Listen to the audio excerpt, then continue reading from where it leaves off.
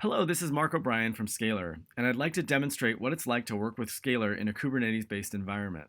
But first, I'd like to tell you a little bit of background around our architecture and what makes us different from the other solutions on the market. When we went to build Scalar, we knew we wanted something that would work very well with large volumes of data and provide very fast search results, allowing you to get from alerts to answers as fast as possible. So as we started to look at the problem, we realized our competitors were using a keyword-based index, and that perhaps that was not the best solution. What a keyword index does is, as the data comes in, you manage a list of all of the tokens and words that you find in the data so that you can then refer back to it when you're returning search results. This is great for web search. It's great for top 10 results. It's great for working with human language documents like English. But that's really not what log management is. That's not the type of data that you're working with. And instead, we knew that we wanted to build something that works well both with real-time data as it's coming in, as well as being able to look back at historical data. We know that we want to provide real-time ingestion, and we want to make sure that it performs very well at scale. Also, we're working with machine data, so this has very high cardinality. You're not just limited to the set, for example, of English words. As a result, we built a purpose-built columnar data store for this solution. The idea is, as the data is coming in, we parse it into multiple columns. So we try and group all of the same type of data together. In this example here, we're looking at some access logs from a web server.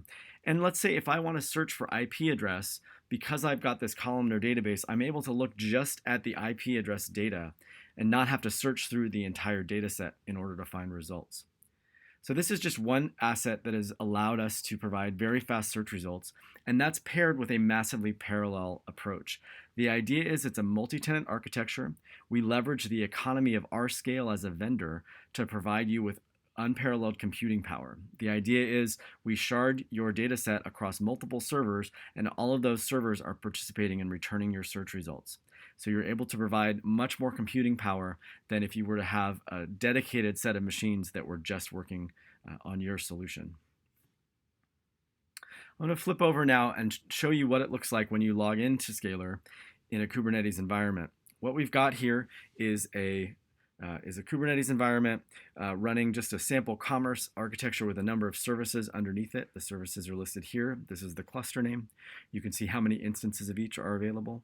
We also recognize Kubernetes labels, making it very easy to jump, for example, and just see all of your log lines for a specific environment in this example. As a next step, I'd like to go ahead and show you the Kubernetes metrics dashboard. So we're collecting metrics from your Kubernetes orchestration layer, and we're able to share them with you here and visualize them. You can look at an aggregated view across all of your environment, or you could narrow down to just one cluster or to just one deployment. So it gives you a lot of flexibility in terms of being able to see what's going on. We also have very robust alerting functionality to let you to set triggers for things that you'd like to be alerted on. We can send alerts to a variety of locations over email, OpsGenie, PagerDuty, etc. We have a good Slack integration. I'm going to flip over now and show you an example of an alert that I received via Slack. And you'll see here I get more information about what's going on. I can also just click a link to be taken right back into Scalar to see what's going on in the data itself. On this page, say I wanted to highlight a certain section, I have the ability to create annotations. So I could click here, type in a message that I could share with someone, and then I could post this back to Slack, and I could say share it with my engineering team if I wanted them to take a closer look. The beauty of this is that behind all of these graphs are also log lines. So it's very easy for me to move from a graph down to the log line level. And now I'm seeing some log lines from my Kubernetes events monitor. If I click on a log line, I can inspect it in more detail. You can see I have a bunch of information here that I'm getting from Kubernetes telling me what's going on, including the name of the controller, the name of the cluster, etc. I also have my pod name here, and because we have that information, there's a great little shortcut here that allows me to switch from this view of the Kubernetes events into the pod log itself, so I can see what was going on inside the pod at the time that the restart happened. And I can see here, it looks like I had a stack trace failing fast and exiting just before it shut down, and I've got a stack trace here. This is a good example of the use of the Kubernetes, of the Scalar Smart Links feature The idea is that we can match on patterns in your log lines and convert them into URLs that link out to other services. In this particular case, in my stack trace here, I'm seeing that the addService.java file was in play. If I click a link here, this actually takes me to GitHub and right to the log line where the problem was happening. So this gives me a very quick way to jump right in and start digging in and trying to troubleshoot.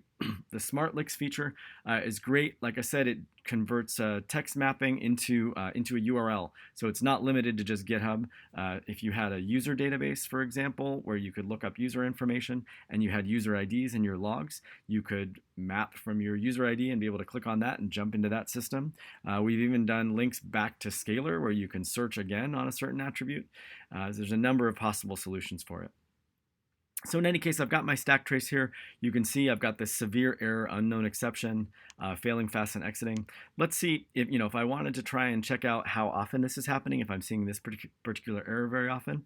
Very easily with one click, I can do a new search for that specific text.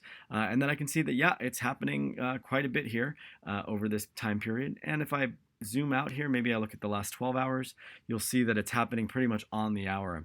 So I've got a lot more information than I had before, a lot of things to follow up on either with me or my developers to try and get to the bottom of this pod restart. I hope you found this useful and you've noticed just how fast it is to work with Scalar and how fast you're able to get from an alert to an answer. Thank you so much.